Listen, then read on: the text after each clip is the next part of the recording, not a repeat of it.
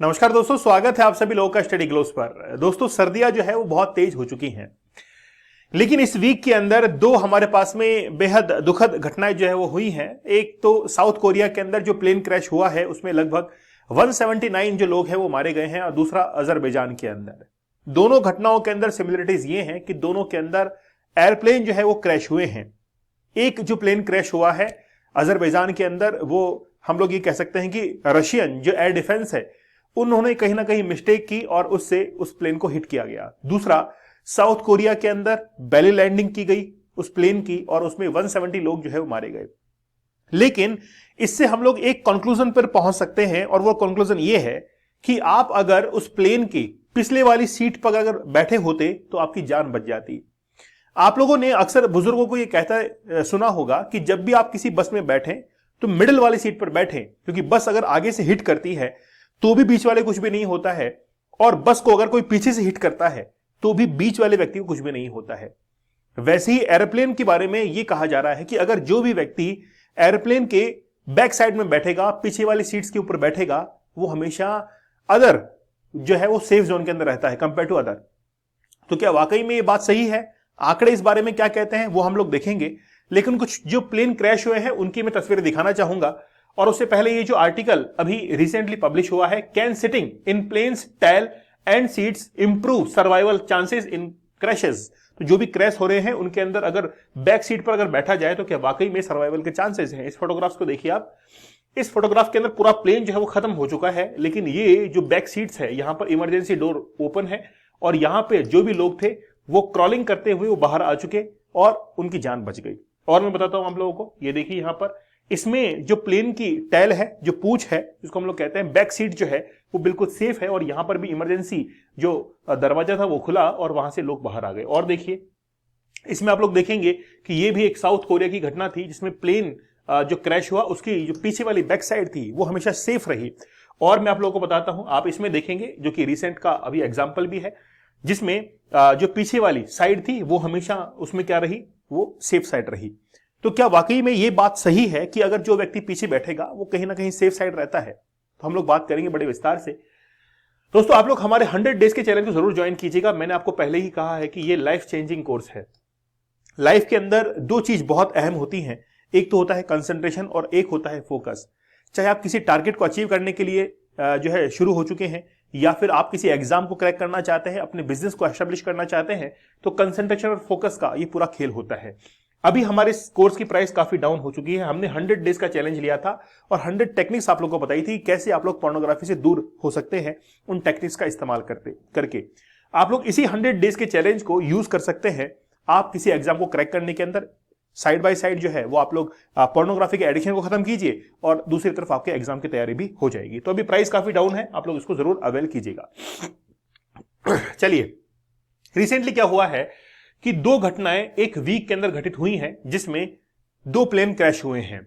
एक तो है अजरबैजान का और दूसरा है साउथ कोरिया का। और ऐसे जो कमर्शियल एविएशंस होते हैं उसमें बहुत कम हमको ये रेयर एक्सीडेंट जो है वो देखने को मिलते हैं, लेकिन जब भी ऐसे एक्सीडेंट होते हैं वो बड़े भयानक होते हैं। हम लोग जब रोड्स के ऊपर एक्सीडेंट देखते हैं तो उनमें 2-4 लोग मारे जाते हैं, लेकिन जब प्लेन क्रैश होता है तो उनकी संख्या 100 से ऊपर ही होती है, हमेशा लगभग 100 के ऊपर ही होती है। तो ये जो प्लेन क्रैश अभी हुए हैं, रिसेंटली 25 दिसंबर को प्लेन क्रैश हुआ, जिसमें 38 लोग मारे गए, टोटल 67 लोग उसके अंदर थे। और वो जो प्लेन था जो कि अजरबैजान एयरलाइंस का था, flight number J28243 from Baku, Azerbaijan की कैपिटल है बाकू, बाकू से ग्रोनजी जो रशिया के अंदर है वहां पर वो जा रहा था। और इसके अंदर जो रशियन एयर डिफेंस है उन्होंने बाय मिस्टेकली जो है उसको अटैक किया और उसके बाद में ये गिर पड़ा। जो रेयर कंडीशन है, जैसे हम लोग बताएं आपको, जैसे प्लेन के अंदर बहुत रेयर हमको देखने को मिलता है इंसिडेंट, लेकिन अभी इस प्लेन के अंदर भी क्या हुआ कि कुछ जो 2 सर्वाइवर बचे थे वो क्रॉलिंग करते हुए बाहर आए रियर ऑफ द एयरक्राफ्ट। पीछे का जो हिस्सा होता है वहां से वो क्रॉलिंग करते हुए बाहर आ गए और उनकी जान बच गई। एक एग्जांपल और है, रिसेंटली साउथ कोरिया के अंदर बोइंग का जेजू एयरलाइंस का 737 जो कि अभी क्रैश हुआ, जो कि बैंकॉक से जा रहा था साउथ कोरिया के अंदर, वहां पर भी हमको यही देखने को मिला कि टोटल 181 लोग सवार थे और 179 लोगों की मौत हुई। उनमें भी 2 लोग जो बचे थे उसके अंदर भी ऐसा ही हुआ कि वो कहां पर थे, वो बैक साइड के अंदर थे, उस प्लेन की बैक साइड के अंदर दोनों क्रू मेंबर थे और दोनों क्रू मेंबर जो है उसके अंदर बचे। अभी उनसे जो है पूछताछ की जा रही है कैसे ये प्लेन क्रैश हुआ। अब एक्चुअली के अंदर ये जो प्लेन की लैंडिंग हुई वो बेली लैंडिंग हुई। जैसे आप लोग देखते हैं कि जब भी प्लेन के कोई भी अगर मान लीजिए गियर फेल हो जाता है, लैंडिंग गियर, तो प्लेन जो है अपनी सरफेस से ही लैंड कर देता है। जैसे आप देखते हैं कि वाटर के ऊपर अगर कोई प्लेन लैंड करना चाहे तो कैसे लैंड करेगा, वहां पर तो जो उसके लैंडिंग गियर है वो तो काम नहीं करेंगे, लेकिन उसकी जो सरफेस है उसी को वहां पर वो लैंड करा देगा। इसी को हम लोग क्या कहते हैं, बेली लैंडिंग कहते हैं। अब एक्चुअली में वो प्लेन जो था वो एयरपोर्ट के उस पेरिफेरल जो वॉल था उससे जाकर टकराया, इसलिए सामने का हिस्सा पूरी तरीके से तबाह हो गया, खत्म हो गया। लेकिन जो बैक साइड था, टेल सेक्शन जो था, उसके अंदर 2 सर्वाइवर्स थे और वो उसके अंदर बच गए। तो यहां से क्या वाकई में हम लोग ये रिजल्ट निकाल सकते हैं कि जो बैक साइड है वो काफी सेफर होती है, क्या वहीं पर बैठना चाहिए? तो यहां पर safer at the back, in the middle, in the plane. तो एक्चुअली में क्या होता है, जितने भी कमर्शियल जो एयरक्राफ्ट होते हैं उनके अंदर जो बैक सीट होती है वहां पर कोई भी बैठना पसंद नहीं करता है। मोस्टली जो उड़ान भरते हैं जितने भी लोग हैं उनका आइडिया ये होता है कि वो पीछे की तरफ बैठना पसंद नहीं करते हैं, वो हमेशा आगे की कॉकपिट के पीछे वाली जो सीट्स होती है वहां पर वो बैठना पसंद करते हैं, ताकि एक नजारा जो है उनका बना, एक अच्छा फील जो है उनको रहे। इसलिए या तो वो मिडिल सीट के अंदर बैठेंगे या फिर वो फ्रंट सीट के अंदर जो स्टार्टिंग के रोज है वहां पर बैठते हैं, लेकिन लास्ट जो रोज होती है वहां पर कोई भी बैठना पसंद नहीं करता है। लेकिन अब जो है इन इंसिडेंट्स के बाद में सभी लोग जो है वो पीछे की तरफ सीट लेना ज्यादा प्रेफर करेंगे। ये पीछे वाली सीट्स हैं, देखिए जैसे आप लोग ये कह सकते हैं कि ये जो पीछे का सेक्शन है, इन सेक्शंस के अंदर ज्यादा लोग जो है अब धीरे धीरे प्रेफर करने लग जाएंगे। उनको पता है कि प्लेन जब भी आगे की तरफ से, कॉकपिट की तरफ से अगर हिट करता है तो फिर कॉकपिट, फ्रंट रो और मिडिल रो जो है वो इसके अंदर दुर्घटनाग्रस्त हो सकती है, लेकिन जो बैक साइड है, रियर साइड है, वो इसके अंदर बहुत कम दुर्घटनाग्रस्त होगी, इसलिए पीछे की तरफ बैठेंगे। जैसे इस फोटोग्राफ में आप देखिए, प्लेन क्रैश हुआ लेकिन जो फ्रंट साइड था पूरा पूरा तबाह हो गया, खत्म हो गया, लेकिन फिर भी टेल साइड जो थी वो बिल्कुल सेफ रही और इसमें जो बचे हुए लोग थे, यानी कि इसके अंदर जितने भी लोग थे टेल साइड के अंदर पीछे की तरफ, वो बच गए। तो इसके पीछे फैक्ट क्या है वो हम लोग जानते हैं। इसमें भी आप देखिए कि पीछे वाला जो रीजन है, पीछे वाली जो बैक सीट्स हैं वो इसके अंदर सेफ रही हैं और कोई भी उनको नुकसान नहीं पहुंचा है।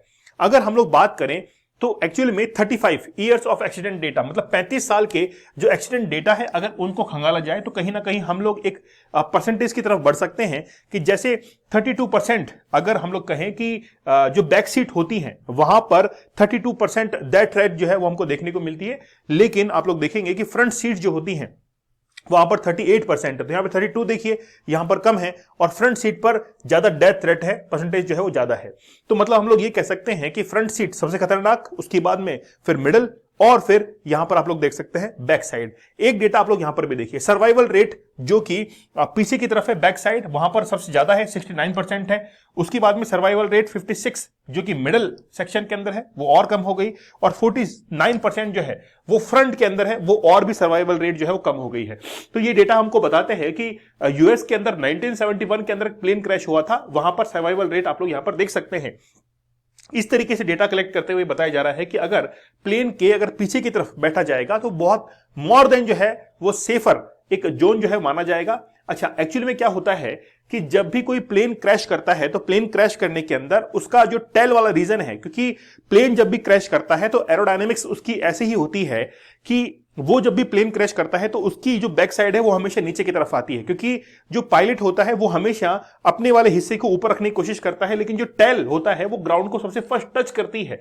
लेकिन जब भी प्लेन फ्रंट से हिट करता है तो फ्रंट से हिट करने के अंदर जो कॉकपिट वाला रीजन है वो हमेशा उसके अंदर डैमेज होता है, लेकिन उसके अंदर जो टेल वाला रीजन है वो हमेशा बाकी बचा रह जाता है। तो कंडीशंस अगर इसमें अप्लाई करें, अगर प्लेन हवा के अंदर है तब तो फिर उसकी जो टेल है वो हमेशा ग्राउंड को सबसे पहले टच करती है, और अगर प्लेन हिट कर रहा है कॉकपिट की तरफ से तो कॉकपिट पहले उसके अंदर जो है वो सबसे पहले तबाह होगा, खराब होगा। उसके बाद में जो टेल वाला हिस्सा है वहां पर जो लोग बैठे हुए हैं उनको कम जो है वो डैमेज हो पाता है। इसका मीन्स यही है। अब देखिए, अब साउथ कोरिया वाले में क्या हुआ कि एक ऐसा बताया जा रहा है कि एक बर्ड जो था वो उसके जो इंजन होता है उसके अंदर आकर फंस गया, और उसका जो रोटर होता है उसमें जाकर फंसने के बाद वो रोटर मूव नहीं कर पाया और इंजन जो था वो फेल कर गया। वैसे डबल इंजन वाला वो बोइंग था, लेकिन फिर भी ये प्रॉब्लम आई और उससे लैंडिंग गियर जो है वो खुल नहीं पाए, और ये प्लेन क्रैश जो है वो हम लोग यहां पर देख रहे हैं। तो अब देखिए धीरे धीरे क्या होगा कि प्लेन की जो सेफ्टीज है सेफ्टी प्रिकॉशंस हैं उनको भी बहुत मद्देनजर रखते हुए उनको डिजाइन किया जाएगा। और आगे से अगर कोई भी वहां पर फ्लायर जो है फ्लाई कर रहे हैं तो वो हमेशा बैक साइड जो है उसको प्रीफर करना शुरू कर देंगे। ठीक है, चलिए आप लोग हमारे 100 डेज के चैलेंज साथ में जरूर जुड़िएगा। ये हसलर्स के लिए है और वाकई में इसकी प्राइस अभी काफी डाउन कर दी गई है। 100 दिन का चैलेंज बहुत होता है। देखिए हमने चैलेंज को कंप्लीट किया है और हमेशा लाइव सेशंस लिए हैं। डेली 9 बजे आकर आपको बताया है कि कैसे आप लोग पोर्नोग्राफी से दूर रह सकते हैं और अपनी लाइफ को कैसे चेंज कर सकते हैं। इसका फायदा भी आप लोग जो है वो उठा सकते हैं। वाकई में आपकी लाइफ जो है इससे चेंज हो जाएगी। चलिए मिलते हैं आप लोगों से अगले सेशन के अंदर। तब तक धन्यवाद। Thank you. जय हिंद।